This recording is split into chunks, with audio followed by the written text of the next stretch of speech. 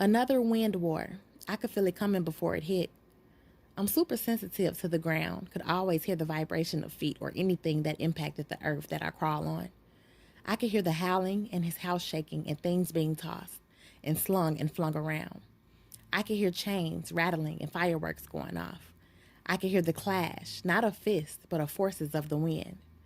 After a nasty breakup of any couple, the war begins. I knew bitches who keyed their ex's ride, or punctured his tires, or banged in his rims with a hammer. I knew bitches who beat the new bitch's ass, who her man had replaced her with, or even stalked her, then choked her, stabbed her, shot her, or murked her. I knew even liver bitches who, instead of killing his new bitch, killed him. I knew bitches who ran up his credit cards, crashed his car, cut up his clothes, pawned his jewels, and even burned down his house. But when a man or woman who used to be lovers, living together, working together, eating together, showering, and fucking together, and one betrays the other, betrayal makes the matter more meaner than murder. Because you can just kill someone if you want to, no matter who you are, no matter who they are or where they hide. They bound to resurface eventually, let down their guard eventually, and that's precisely when they can get got. But ex-lovers who more than just creeping and fucking other niggas or bitches, where one betrayed the other, told a life-changing secret that he or she had confided with, sold him or her out to his or her sworn enemy, called the cops on him or her for any damn reason, flipped on him in a court of law, or was way worser, like working as an undercover police, a bitch-ass informant, spying and telling on his or her lover. Murder ain't enough. Get back. A betrayed nigga or bitch wants to be the one who delivers the hurt over an extended period of time, not a quick stabbing or gunning down. A betrayed lover wants to witness his or her traitor in severe loss of either wealth, status, or something or someone he cherished. A betrayed lover wants to see the traitor in actual excruciating pain. He or she wants to taunt and torture first and then deliver the last blow that leads to the traitor's complete and final downfall. I know. Bullet was the main one who betrayed me. He's at the top of my payback list. He was my nigga for many months before I got arrested. Yeah, he was a hustler. I fucking loved that. His fuck game was strong. I loved that too. Once he and I first hooked up, I never fucked around with no other nigga but him. I'm a loyal bitch. Loyalty runs through the Souljah blood. But he never fully acknowledged my loyalty to him. He never gave his loyalty to me. It wasn't about me thinking, expecting, or believing that he was out fucking some random bitches while we was together. He didn't cause me to feel or think that he was. It was that I don't know. He loved me with his mind and body, but never gave me his heart. He treated me like a suspect who was bound to turn on him or turn him in. I wasn't. I'm the one bitch that wouldn't, ever. Santiago's are born snitch-free. Bullet put our Manhattan condo in my name, and every purchase he made for both of us in my name. Back then, at the time, I thought that meant he loved me. Of course I did. He provided. In turn, I covered for him here and there, held his coat, concealed his weapons, and carried his cash here and there quietly whenever he told me to. I was trying to earn my way up and also in to his heart. I thought we should be on some Bunny and Clyde shit, but fuck Bunny and Clyde. We should be on some Winter and Bullet shit. Stacking our chips and styling and fucking and eating and chilling and staying together. Turned out, he put everything in my name, not for love or for providing for a top bitch and daughter of legendary hustler and entrepreneur Ricky Santiago. Instead, Bullet was on some Brooklyn scheming. He made it so that if everything or anything went wrong, he could drop all the legalities and blame onto me without losing any street credibility because it wasn't like he snitched on me. He simply left a paper trail and documentation all in my name that told the fictitious story of me being the hustler and him being blameless, unarrestable, and scot-free. On the day of my arrest that led to my conviction as a drug dealer sentenced to serve 15 years on a mandatory minimum, which at the time I had never even heard of, my nigga Bullet had a car rented with a credit card in my name. In the rental car was me and the product. I was about to ride round trip to Virginia on a run with him, a big and necessary business move.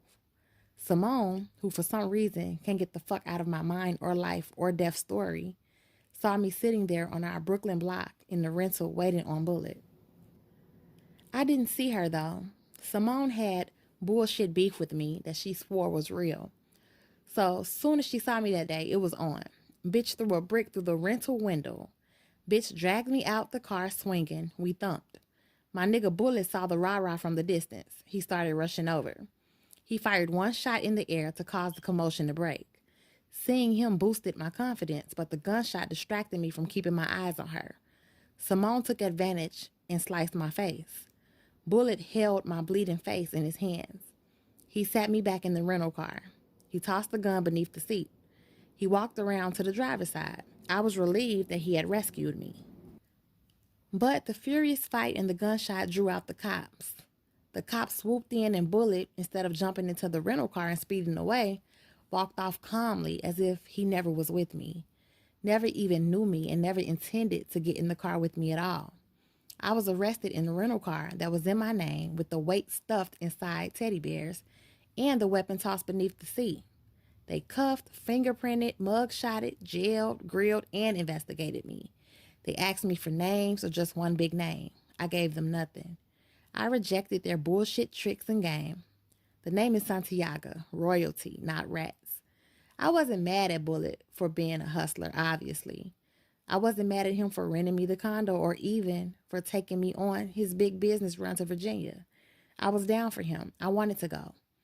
I didn't like being left out of the business or the action. It's that nigga Bullet didn't come for me. He didn't add a dime to my legal defense. He didn't send one of his men to make sure I had all that I needed. He didn't put 1 cent on my commissary.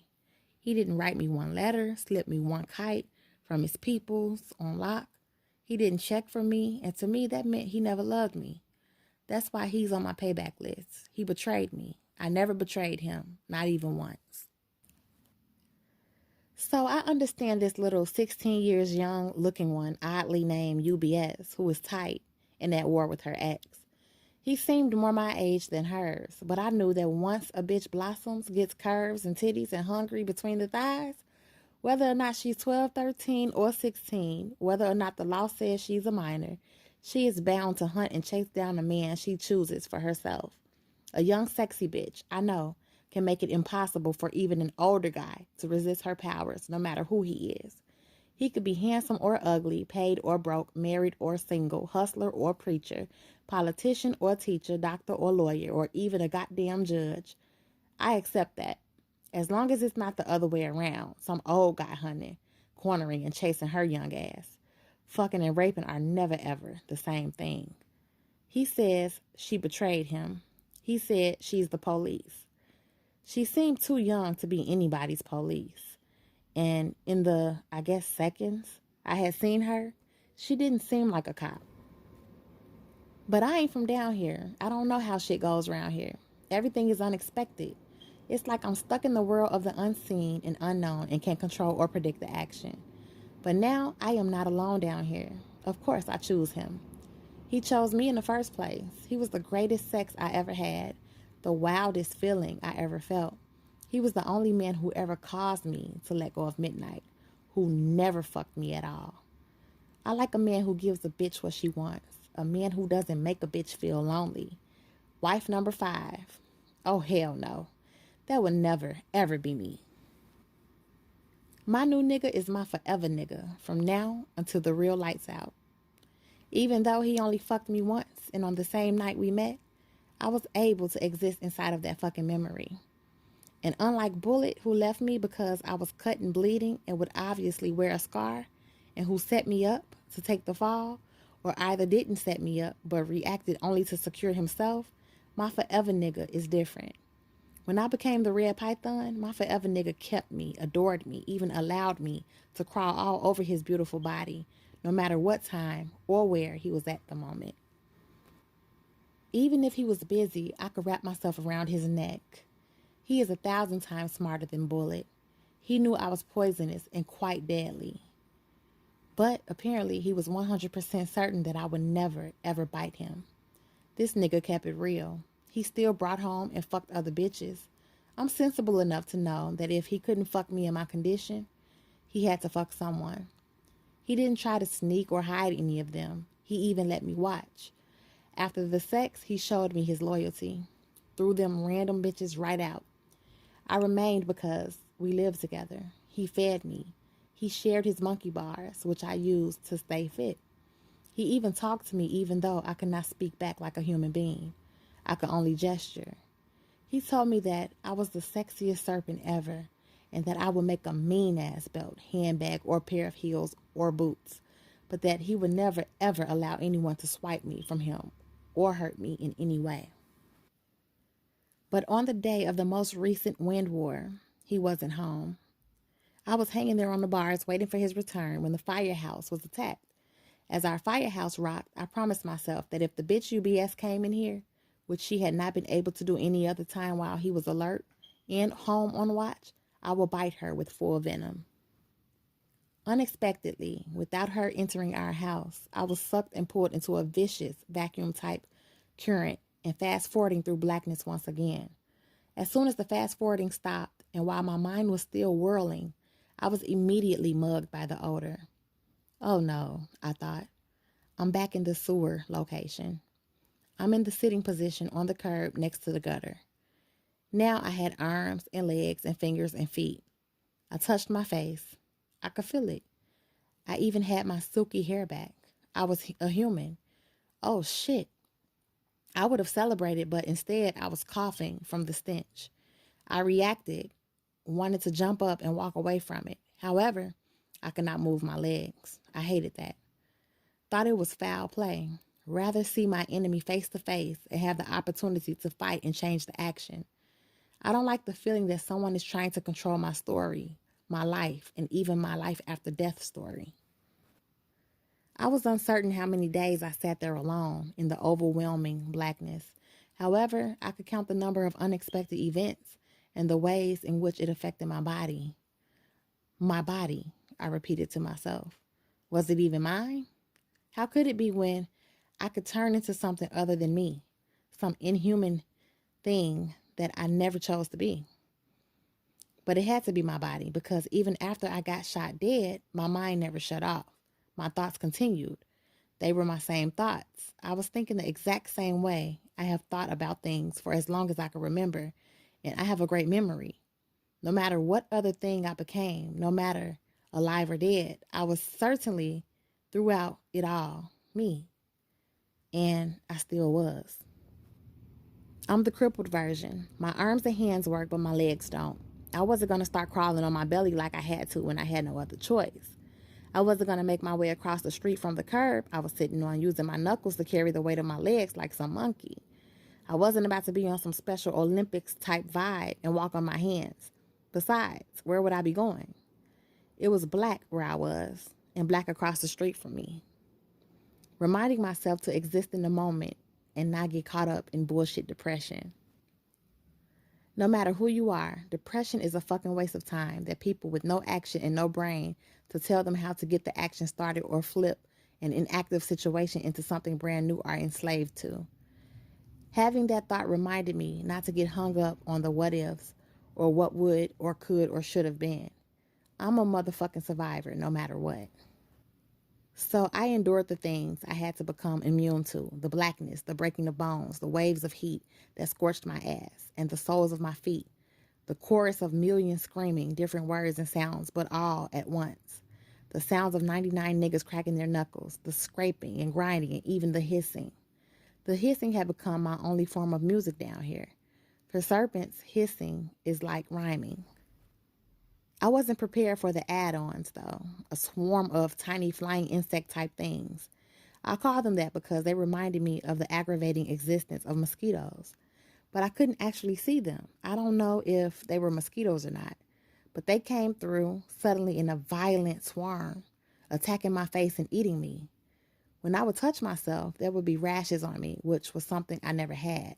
I never even had the chicken pox or the measles when I was a kid. I tried not to scratch because the scratching only satisfied me for what felt like a few seconds. Then the rash would feel moist and spread further. I don't know if it was blood or what oozing from the rash. This was disturbing. On the low, I was waiting on him to find me. I was 100% sure he was out there searching for me. I wanted him to show up, but not while the rash was on me. Then there would be coughing spells. Felt like it lasted for days.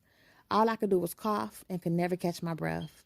Next, there were the sneezing spells that always came after the coughing, but never both at the same time. When I would sneeze, which was continuously, it felt like my organs were going to fly out of each of the openings in my body. That's how powerful the sneezes were. There were no tissues. There was no one to help or who would even complain that I was sneezing germs onto them. Instead, my fingers felt the mucus accumulating on and around me. It was a good thing that I was back to being a dead human. It meant that I was never hungry. If I had been hungry in that situation, the mucus would have been all that I had to eat. I was sitting in my slime when the green-colored atmosphere began to devour the blackness. My eyes were attempting to adjust to the new existence of color that contained light. The greenness somehow eliminated the foul odor, silenced the screaming and the grinding, cracking, breaking, and hissing.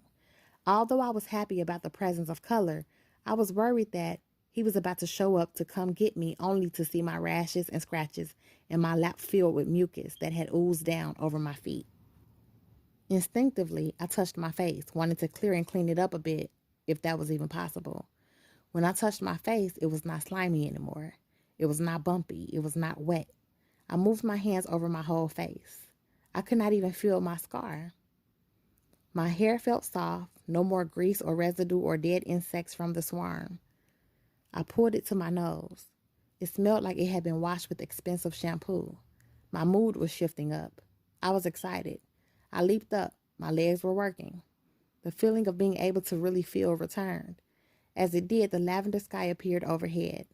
It opened and spilled out stars that were absolutely everywhere, like diamond raindrops. Alhamdulillah, she said, or at least that is what it sounded like to me. It was her, the diamond rain girl, who I had seen once before, the one who he said is the police. Subhanallah, she said, and I was already getting tight at all of her foreign talk. I apologize for being too late, she said, switching to English as though she heard what I had just thought. Immediately, I switched to my game face. I thought she had caught me slipping and read my facial expression. I had been so long, fucked up, sick and paralyzed by the sewer and the blackness that I had no reason for game face. Now I was back in pocket and even feeling like I got superpowers. I'm standing up, feeling myself. My skin is flawless like how it was for the first 18 young years of my life. She began speaking to me in a tone as though I knew her. I'm not from this realm. I even have to get permission to come down here and an army of my UBS to back me up, she said. But I had thought UBS was her name. Maybe not. Above her, the sparkling stars continued to decorate and light up the lavender sky. I could see and understand clearly why he liked her. That aggravated me. She obviously has something that the rest of us bitches don't have, not even the exotic foreign ones. Never met a bitch that came from the stars, stars more mesmerizing than flawless jewels. And somehow she controlled the color of the atmosphere. Probably she could keep a nigga fully entertained with just her little light show. And if the trip down here is not exhausting enough, the battle is, Diamond Rain said. I looked her over. She didn't look like a bitch who had been fighting her way here the way she said she had to do. She didn't have no scratches or knife swipes or burns or bullet holes, and even her clothes were neat and fresh. The belt around her waist had slots stuffed with what seemed like big bullets. They were not exactly the same as the bullets I'd seen plenty of times in Brooklyn, but they definitely appeared to be ammunition. Around her neck was a diamond chain. She's stunning on me, I thought, but the illest thing about the chain was her piece. I had seen the jewels of the hottest hustlers, my father at the top, of course, and his crew, celebs and dealers at VIP parties, as well as low-level cats from our hood that were on the come-up. I had never ever seen any hustler or celeb with the piece she had hanging on her necklace. It was a grenade. This must be part of her sight game, I deduced. She came with her pretty face and sleek body, nicely dressed, but wearing warrior armor in a way that it was on display to make the next bitch she was about to battle back off or bow down. If it was so much trouble, why did you come here then? I said without any excitement at all. She looked sad for a second, then brought back her smile. Maybe her smile is her version of her game face. Is that all you have to say to me? And do you really want to say it that way? Why not start with the good words and good feelings? She asked, then threw her arms in the air. She held them there and made her pretty unmanicured fingers dance, and then spun around rhythmically like a belly dancer. I'm thinking, what the fuck? A knockout combo, bullets, bombs, and hula hoop hips. You must like my halab, she said, striking a pose. Halab, I repeated. Yes, halab means the scent that announces me. It remains only while I am here and trails me when I leave this realm. How come you don't even mention it, when before I arrived down here, you were choking on odor? She placed her hands on her hips gently, not like a commander or authority. Of course I smelled her beautiful scent, but one bad bitch don't really need to be complimenting another badass bitch for her look and her style. Real bitches already know and don't need compliments from anyone except their nigga, so I ignored her. Or maybe you like the lavender sky. These are all gifts that the one has allowed and given me. Alhamdulillah. She said the foreign words again. And I am so grateful to share these gifts with you, she added. Bitch, we ain't friends, I said. I wanted to cut out the bullshit niceties and get to it. Did you come here expecting me to help you catch him? Or are you down here just to fuck with me? I asked her. Him, she said, and collapsed into a squatting position so that now she was looking up to me. I was like, that's right, bitch, look up to me. He is evil. He is the enemy. She stressed each word, raised her voice, but still had the happy face and delight. I didn't like the mixture. I see you're still salty over him, I said, but a real bitch lets go after she gave it her best fight, so let go. Besides, you disqualified yourself. You betrayed him. I blurted out so she would understand that he confided in me about everything and that I was aware of their past relationship and that I was even aware that she was the police. Subhanallah. This is why we are shown that whoever the one leaves in error can never be corrected by anyone else except the one. Because of love, we UBS still try. And because the one is the most merciful, we are granted 3 trips of mercy to strive to correct the misunderstandings and wrongdoings of the ones we love, she said, mumbling some foolishness. Then she stood up. Please forget him. He is a liar. Every word he says is false. If you believe in him and follow him, he will lead you to an even more evil destination than down here. You will be completely ruined in his company. So you're not a cop. You're a CO who showed up to correct me. I laughed like, yeah, right, beat it, bitch. Then I told her, after a breakup, all bitches talk, just like how you are talking now. Blot him out. It is not about him. It's about you and me. I don't know exactly what lies he has told you, but I have never ever had any romance or relationship with him. Bitch, stop lying. You keep coming here. You came to his house a bunch of times trying to shake him. You bombed his house and did all types of crazy shit. I know. I was with him the whole time. Bet you didn't know that, so you're busted, I told her. True, some of our army of UBS were there attacking his house of evil, she admitted. I was not with them, although I sent some of them, while others of them fought him for their own reasons. It felt like she really wanted me to take her side to believe her words. You don't recognize me? She asked, after some seconds. I know everything about you, Miss Winter Santiago. It really hurts that you don't recognize even one speck of me, she said softly. But I forgive you. You don't even know who you are or where you are or why you are here or the meaning of what you have done in the past and what you continue to do in the present. So why did I ever believe that you would be able to recognize even a speck of me? She said as though she pitied me. I hate bitches who try and talk slick and who beat around the bush. Get to the point. Talk straight, I threatened her. Straight, that's a good word, she said, delighted all of a sudden. Can you handle straight? I was starting to heat up. Seemed like this young bitch thought she was a cut above me. Seemed like she thought she also knew a bunch of shit that I didn't know or that she thought I couldn't possibly figure out. So I took a good, close look at her. She looked like a reflection of my younger self. I thought about the first time I saw her. Maybe she is Lexi or Mercedes, one or the other. I can handle whatever, but I control the action. I finally answered her in my big sister tone, because I am the first daughter of the Santiago household. I'm not going to have my youngest sister talking down to me as though she is my teacher, even if we are both dead. You said you know everything about me, right? I asked her. She smiled. Everything. She said like there was nothing to it. What am I wearing? Was my first question.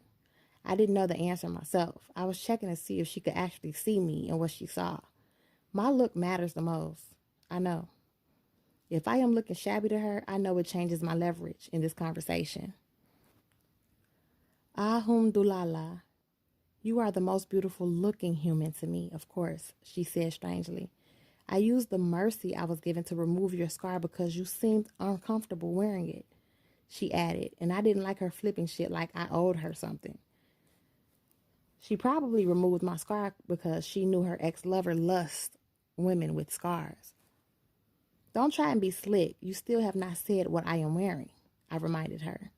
Suddenly, she started spinning round and round like she was trying to make herself dizzy. Then she started saying words like she was singing a song. Gucci, Gucci, Gucci, Louis, Louis, Louis, Fendi, Fendi, Fendi, Chanel, Chanel, Chanel, Hermes, Hermes, Hermes, Birkin, Birkin, Birkin, Louboutin, Louboutin, Louboutin, Jimmy, Jimmy, Jimmy, Choo, Choo, Choo, and good Lord, Tom Ford, okay? You are wearing it all. She dropped to the ground in a squat, then collapsed into a lying down position. Then she closed her eyes. I guess all that was her attempt to stop the dizzy feeling she caused herself. I liked seeing her throw a tantrum and lose her cool. And I liked it even more that she knew the names of some of the top designers. And she was pretty and nicely dressed, her hair covered with the trademark intricate, delicate designs of a colorful Hermes scarf. Her sporting Hermes forced me to forgive her fashion-wise for covering her hair. And she was rocking her mean-ass saddlebag by wearing the strap like a sash across her front and the pouch on her ass. I like the reversal. Quality fabric, expensively stitched leggings complement only a sleek body type like hers. Big sloppy bitches or even little sloppy bitches in dollar store cheap leggings is a crime. Diamond Rain's fashionable leggings were also like riding pants that rich bitches wear on horseback. Oddly, she wore black leather ballet shoes with the ribbons crisscrossing up past her ankles. It wasn't my style. I guess her coming from the sky caused her to dress to travel light. She looked dope. I was willing now to give her that. Her fashion outburst had chipped off some of the ice between us. Lexi or Mercedes? I asked, looking down at her. The cars or your sisters? She replied, opening her eyes. So she knew those were my sisters' names without me having to tell her. She passed that little test. Which one are you? I asked, still keeping it brief. Neither Mercedes nor Lexus are dead. Miss Winter, you are dead, she said, sitting up and turning the mood very, very serious. I am not Mercedes or Lexus. If I were either one of them, you would not ever have been able to see me or them because you are no longer in the realm of living humans. I didn't need no clarification. So fucking what? You're a dead bitch just like me, I shot back. She leaped up. Otherwise, you wouldn't even be here. I am not a dead bitch, as you say, and I wish you would change your manner of saying things. It would be to your benefit. So why exactly are you here? You said that I'm dead, yet you say that you can see me. At the same time, you said that I cannot see the living, and you say that you are not dead, but clearly I can see you. What are you then? I asked forcefully. Very good, she said, and I didn't like her slick compliments or how she spoke them softly with a smile. First things first, La ilaha illa huwa, she said. Speak English or fuck it all, I threatened her.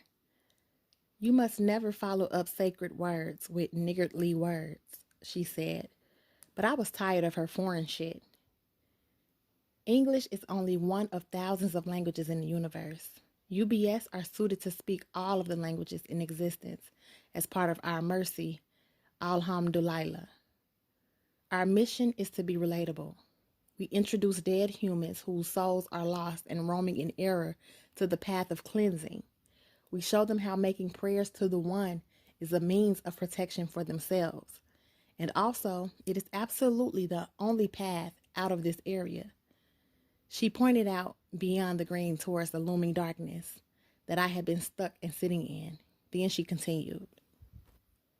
Our prayers and praises to the One are always only in the language that the One revealed the truth in.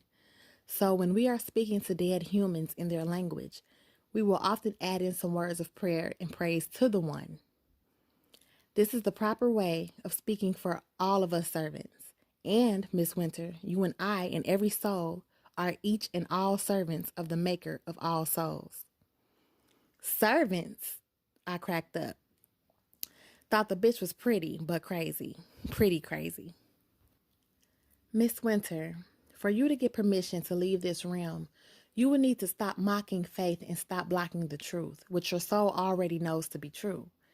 Down here, the biggest wrongful error any soul can commit is to pretend that it does not understand when it does understand and has understood all along. This is a bigger wrong than murder or suicide in this realm. Do you understand what I have said so far? She asked me as she stared into my eyes. I just stared back at her, didn't say shit. So I am here to help you place everything in the right order. We have already established that there is only one God who is the maker of all souls. If a soul does not feel and acknowledge this truth, every other thing and choice it makes will be completely out of order, all confusion and chaos. Is this some fancy Jesus talk? Are you down with those crazy Seventh-day Adventists who go around knocking on people's doors who they don't know, like they ain't got no damn sense? Back in Brooklyn, one of them got shot dead for knocking on the wrong door talking shit. I laughed. Shot dead. Same as you, Miss Winter, she said, and I felt an anger and a chill. Jesus, peace be upon him, was a servant of the One. Jesus was not a partner, an equal, a son, or a relative to the One. The One has no partners, no children, no equals.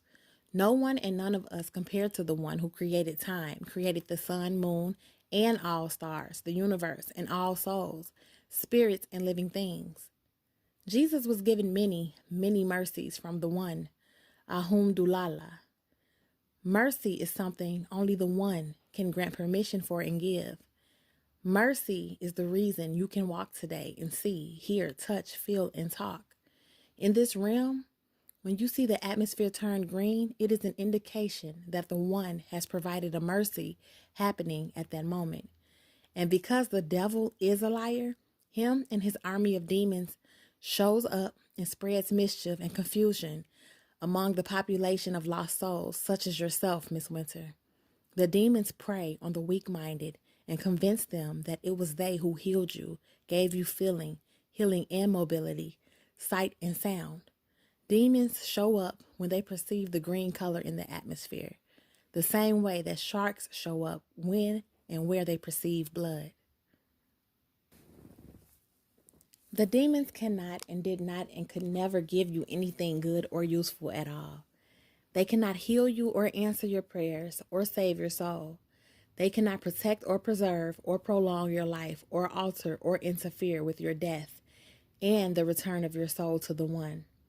They are only evil demons lurking, luring, and striking at the right time to utilize the mercy that the One has allowed to further mislead the many lost souls. Once you or any lost souls falls for it, Shaitan, who is the devil, and an evil whisperer who makes millions of evil suggestions through his army of demons, whom he calls his sons and daughters, will mislead you to great harm. The key is, Miss Winter, without your permission, cooperation, and acceptance, the demons cannot cause anything whatsoever to happen to you. You must resist and rebuke them. Humble yourself to the One who created your soul and all souls and gave you life. Young and sharp, she spit game like a real motherfucking pimp, a lady pimp. She was doing double talk, meaning she was talking about my forever nigga without admitting that that was what she was doing. She was throwing shade on him in such a way that she was twisting his character. She was so devious, she wanted me to flip on him and to believe that I made the choice to do so and she had nothing to do with it.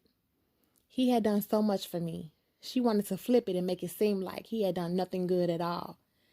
She was redesigning and packaging my forever nigga as a powerless predator.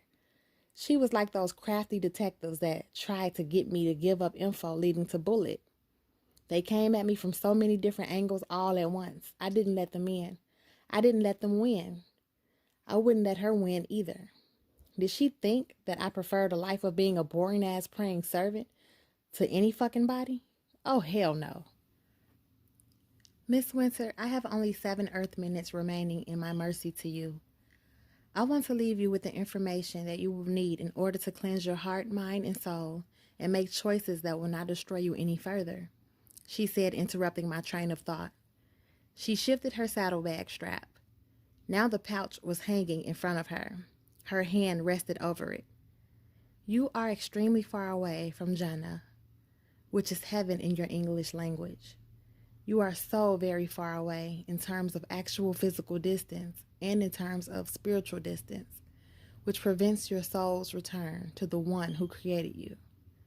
If the one chose to do so, you could be in Jannah in an instant, but you have not earned a place on any level in all of the peaceful, beautiful heavens, which is so vast that no mind can even imagine it. There is no pain, deafness, blindness, paralysis, burning, screaming, breaking, cracking, hissing, plagues or viruses, crimes of torture or illness in Jannah. There are only good souls and good interaction and beautiful rivers and elaborate comfort, and most of all, there is great peace. She lifted her arms in a victory gesture. Guess she thought she had won me over with her talk. On the left hand, this realm where we are right now, in the absence of the one's mercy, Ahumdulillah, has not even a molecule or grain of heaven. The same way you are Brooklyn born, the county of Kings in the state of New York, in the country of the United States of America, and all of those names accurately describe your prior location on Earth, this place where we are standing right now is first known as the last stop before the drop, the county of the ungrateful, the state of ignorance, and the land of arrogance. Population around 500 million, give or take 1,000 or so souls, depending upon their choices, prayers, and actions, she said. 500 million? I laughed. You almost had me, I lied. But I'm the bitch who sat here on this curb for what felt like 6,000 years. I was dead alone. There was no one here but me. 500 million? Yeah, right. Winter, you are able to lie. I am not. So everything I say will be the truth. It is a condition of my permission to access my second mercy to you. Everybody lies, I said. She paused and didn't reply. Yes, you are right. Everyone who resides in the last stop before the drop is a liar, including you. However, I mentioned that I am not from here. Then what the fuck are you doing around here? Why are you sweating a nigga who is not from your hood? Who? She balled her hands into fists and set them at each side of her waist. I see that you don't even know his name. How could you? You don't even know anything about him, really. Down here, the real name is the name of the soul. The nickname is the name of the action. So even though you don't care and never ask because you can only care and think and feel and concern yourself about yourself and him, the name the one gave my soul is Sadiqa. It means believe in the words of Allah and Allah's books. My nickname is Bomber Girl because I bomb the devils every time that I am not bowed in prayer or out on a mercy. I am a servant dispatched to destroy devils. Now your guy, the name of his evil soul is Lucifer 66.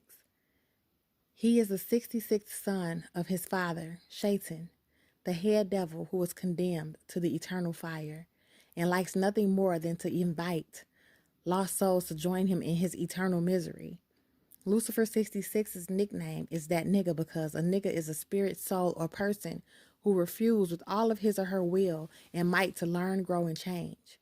Also, he is called that nigga because he is a top recruiter for Shaitan, an expert at luring souls. I really can't believe that after your gruesome death and your periods of loss of eyesight, hearing, touch, feeling, mobility, and health, that you are still talking and thinking about him. She said to me, all indignant.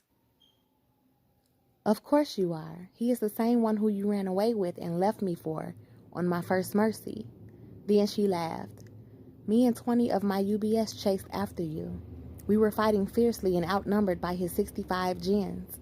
They still couldn't defeat us, but definitely did slow us down considerably until we were too late to retrieve you. You had already willed to remain with him. We can defeat evil jinns, but we cannot defeat the will of a dead human soul.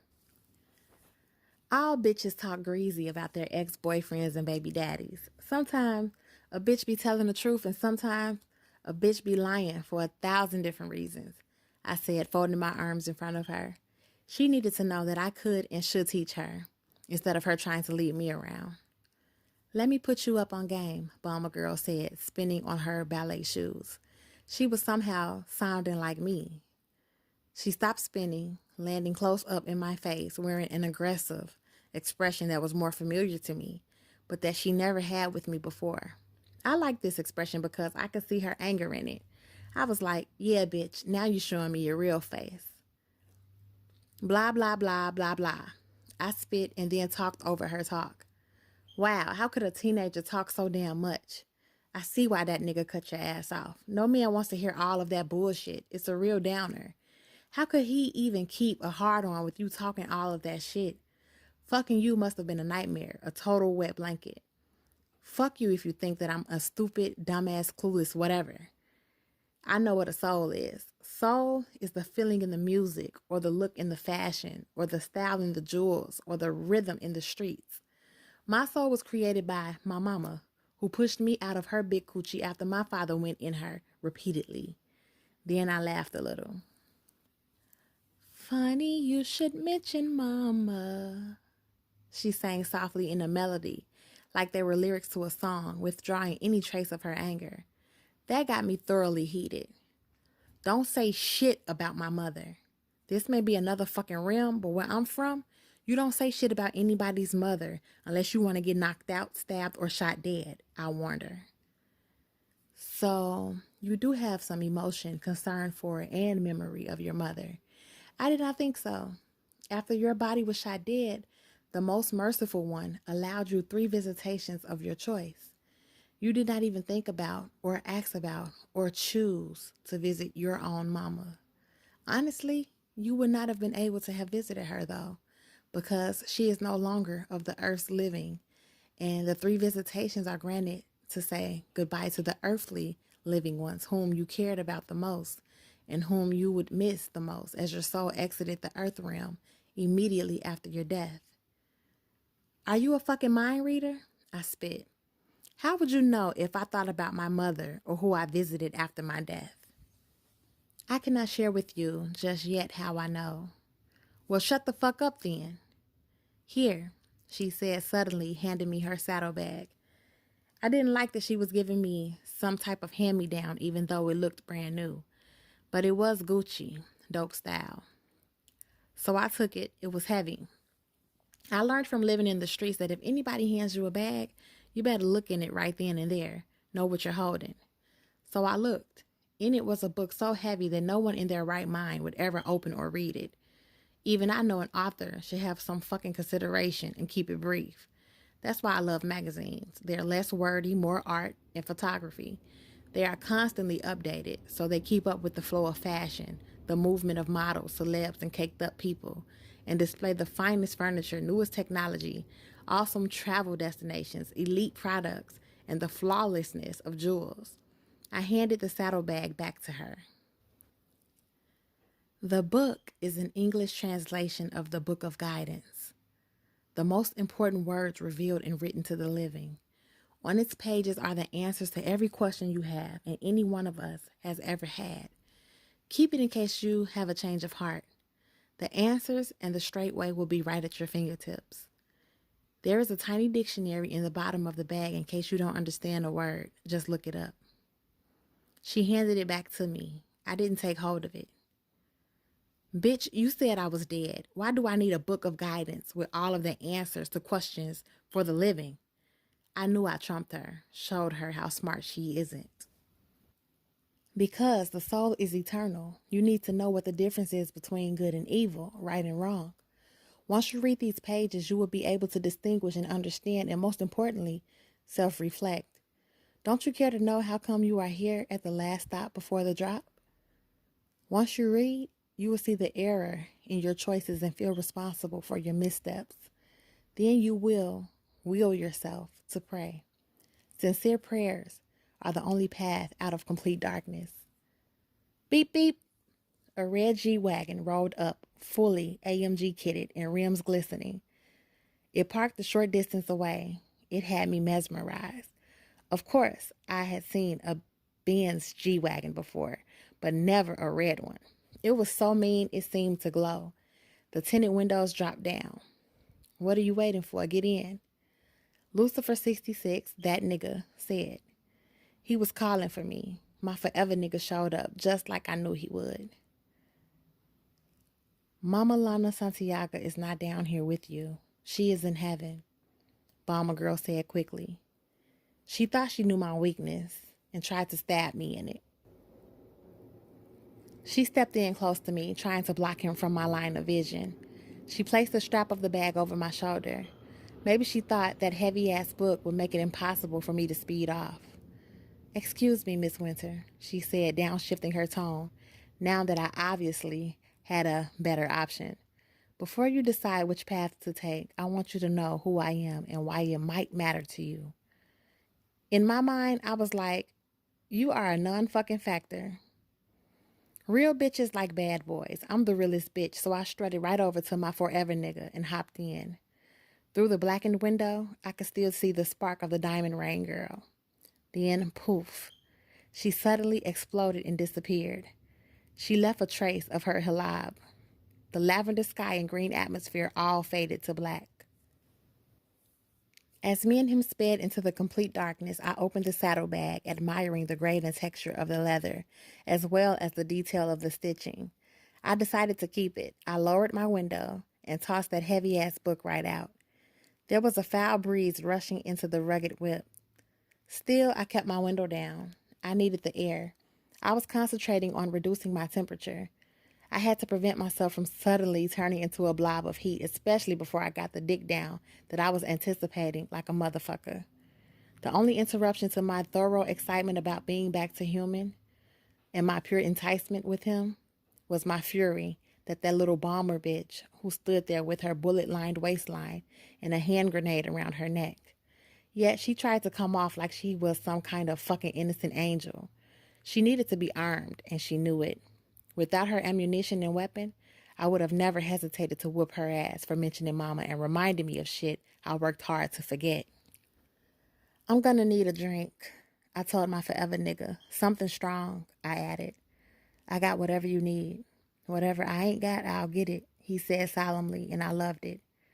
What did UBS say that got you upset? He asked me calmly, to which I replied, don't ever ask me about any other bitch, and when I'm with you, don't say no other bitch's name.